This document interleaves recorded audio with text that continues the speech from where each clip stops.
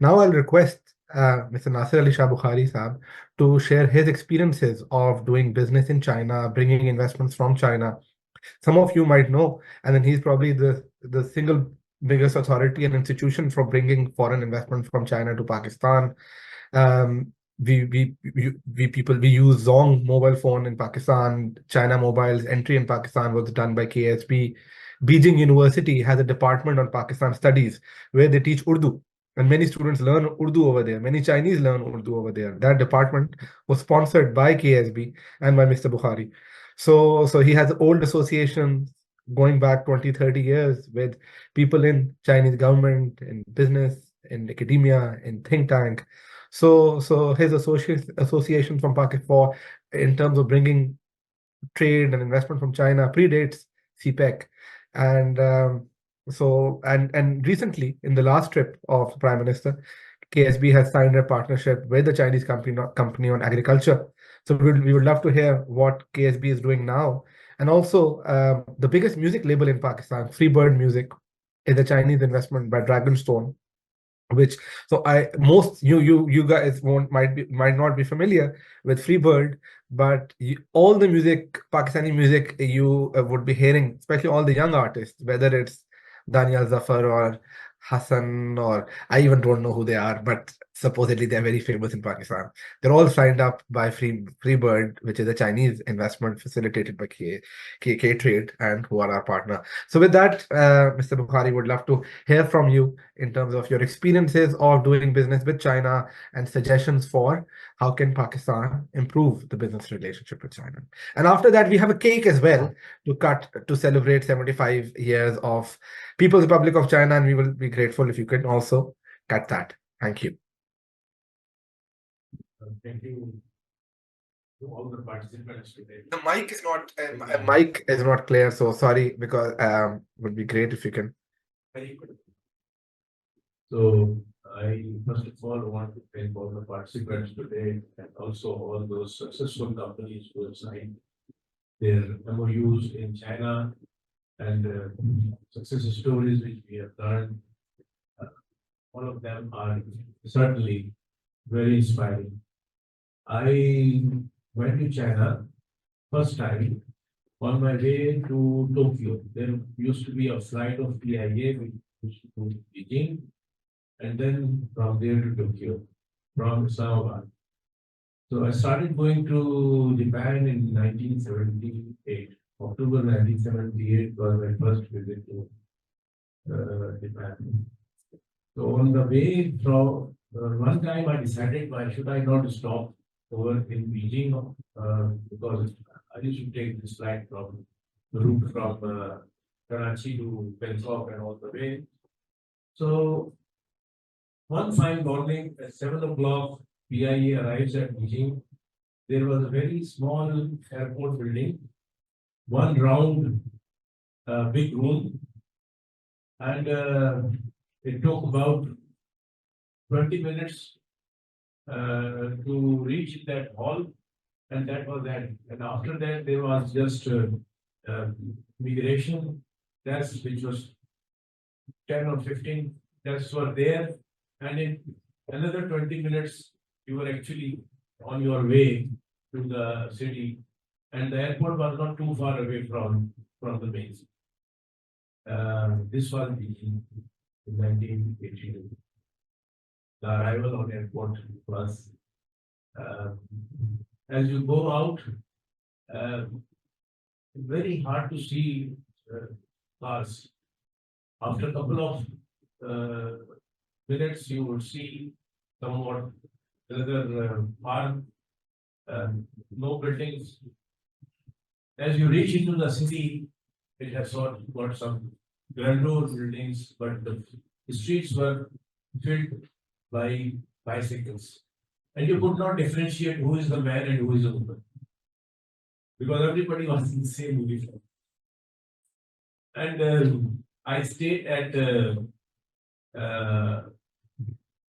Beijing Hotel or Beijing Hotel, something like that, near the Tiananmen Square. And the significance of that hotel was that when the Communist Party had its first meeting after the success of revolution, they gathered in that hotel. Bed size was only 2 feet by 5.5 feet. So I am a tall person, 6 feet. My legs were not able to be accommodated on that bed. Looking back, what a difference in just less than 50 years. Where the country has gone. And this is something which is in human history, it's very difficult to find. It can happen only in Beijing. I've also witnessed to Korea because when I first time went to Japan in '78, I also went to Korea. And Korea also has somewhat like a similar story of growth, but the size and the overall impact on all areas of China, Korea is a much smaller country. It could have happened over there. With the General Park was the president, and under his regime, Korea transformed because of the continuity of policy. This similar continuity of policy we saw in China because there was only one party, and for 40 years since Mr. Deng Xiaoping, they have followed the same path. So it's heartening to see the growth of China, but it is also important for us to learn that why this growth has actually been such a successful thing. Two things. First of all, accessibility to the world's biggest consumer market, USA, due to the FTA which they had signed earlier, and the second, the continuity of policies to make China the factory of the world. And then ultimately, all that what we see today for technology. This is the same policy which started by Deng Xiaoping and it continues. And third thing which I also think is very, very important is trusting your people. The first phase of growth in China was through state-owned enterprises. But after that, they gave opportunity for the people to make money. Because the communist socialist country, and they realized that unless you give people the opportunity to make money and create wealth, you cannot sustain growth. If you have a policy where you do not trust your people and keep telling them that pay taxes, of course pay taxes, but before paying taxes, you also have to allow them to make money. So the lessons for Pakistan from China is very much evident about what we should do in terms of our policy making also. First, continuity of policy, then trusting your people to grow and create wealth. And then the other thing is to have accessibility of markets, which is always an important. Luckily, we have now today a big opportunity of availability of China as a market, which could provide us an opportunity for our growth. China is our engine of growth. We can access that market. Why? By attracting their companies to invest here, but also by there are various products which you can actually export to China, like in terms of food products, and similarly other things as well in textiles. Today, the Chinese labor cost, as mentioned earlier, also has gone up to $8 per hour. Pakistan is still within that range of $1.5 at the best, which are giving a very high rate. The qualification and ability of Pakistani workers is equally good. Only thing is that we need to have more dedication to have a work culture. I want to also share about the first trip which I had from Guangzhou to Hong Kong. That was after 1992. I lived for some time in Hong Kong where the Pakistani investor stock exchange was opened up for foreign investors. I used to go there every week. So one day I thought that why should I not also go to China to see from Hong Kong what it is there. Every place was rice field, and the farmers were working all the way up to Rome. And after 7 years, I went back again. Every place was high-rise building. Because what happened is that they created special technology zones all around. And today, almost the size of the Guangzhou economy is bigger than the total GDP of Pakistan. 7 years. 7 years is the maximum cycle if you get a continued support of policy implementation and market accessibility. This could happen in Pakistan. We need only 7 years of strong, continuous policy. Chinese advice to us in the recent delegation came is also same like that. So businesses have to decide that how they can take advantage of Chinese market. The last thing which I want to mention is about the Peking University Urdu learning program. In Karachi, there was a gentleman working as a cultural attaché at the Chinese consulate way back in 1996. And he was speaking very good Urdu. And his wife also spoke very good Urdu. They had studied Urdu at Punjab University, both husband and wife, and they were in love with Pakistan. Professor Tang Manishan was famous. And he has written 21 books on Pakistan. Pakistan has given them various awards on the 23rd March, 3 or 4 major awards. He was based there. He was going back to China, and he was very friendly with me. He used to come to my house when the children were young. They were all very close to him, almost like a family member. So I said, Professor Tang, when are you going? When you go back, what will you do? He said, I'm a government employee, but I would like to go to Peking University to do something over there, but I don't know what I will do in Peking University. So I told him, why don't you know so good Urdu, set up an Urdu department. So he looked at me, he said, it's very difficult to get a location for funding. He said, okay, I will fund you. You start the Urdu department, and we will sponsor students who will come over there in the department. The first year, he had 100 students. And initially, it was called Oriental Studies Department as part of the Oriental Studies program.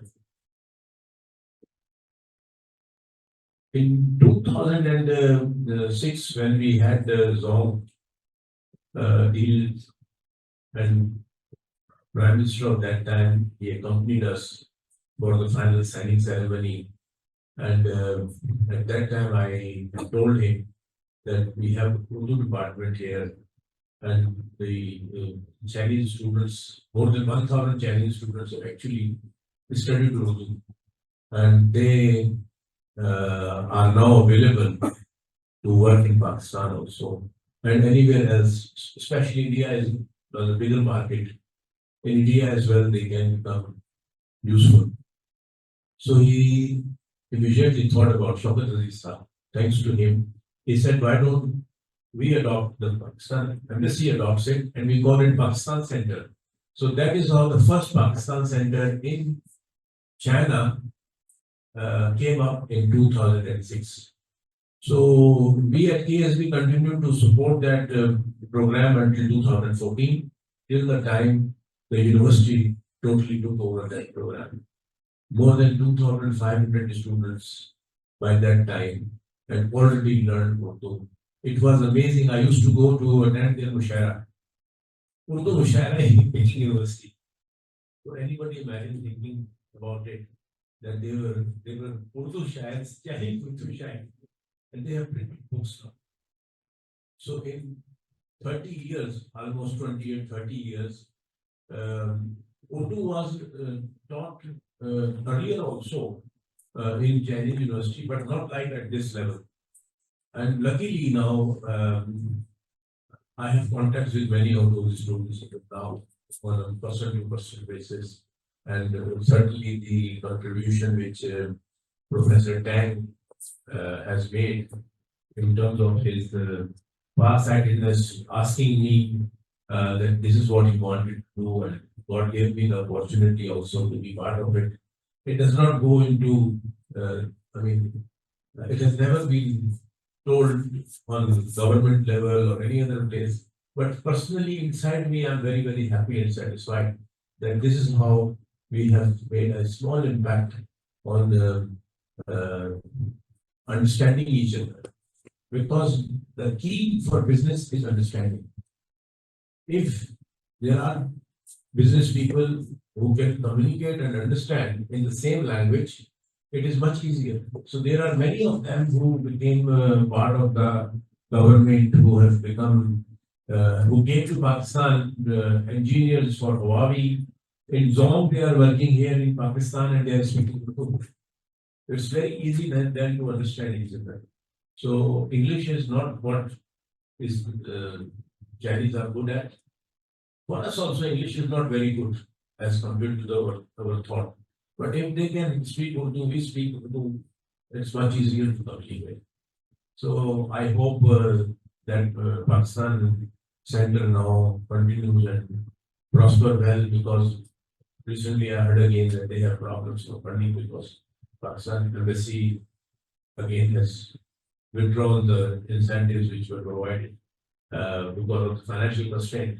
But Peking University in the meantime has come up with, and if Pakistan Studies program, which they have, they are now offering PhD students also.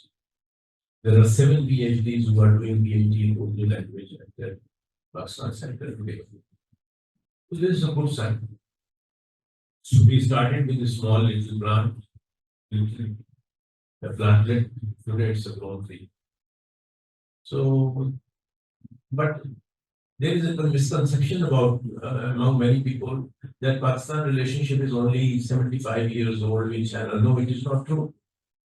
Pakistan relationship with China is from the day when the first Buddhist university was set up in Texas. Today, the first wave of Buddhism which went to China, it went from Pakistan. Our soil, our land has been responsible for the Buddhist and also to some extent the Confucius the studies which have been done. It is also found that there has been a linkage between China and our part of the world. Not India, of what today India is, our lands, Texila. That is where, that's why you see that the Buddhists are all the way in Central Asia up to Kalmykia, which is today, even today, is a Buddhist state in Russia. It's the only Buddhist state which is far off from the other Buddhist areas of the world. It was a message of peace, love, respect, which actually from Pakistan, from our lands, it is spread all over to Central Asia and also to China and all the way down to Japan. So we have had a huge influence and very old relationship with China. And that's where we have opportunity to invite them in the next phase in the CPEC-2 or CPEC-3 for tourism. How to bring Chinese tourists to our those areas which have got a historical link. And I do know personally there are many because individual investors also we have come across. We have brought in investments from there by the private sector companies also. So they have always had this, feel that where in Pakistan can we go? We talk about tourism as an area of growth, but we have to also focus on the not only the facilities of this, but also where should we be, what sort of tourism we want. So this cultural and religious and social tourism for Chinese is a very big market. It's a billions and billions of dollars of market. So I would suggest that SISC and others who are working on tourism as one of the key areas of investment, focus on the Chinese tourism, which can be much bigger than the tourism which we are looking for to attract from Europe.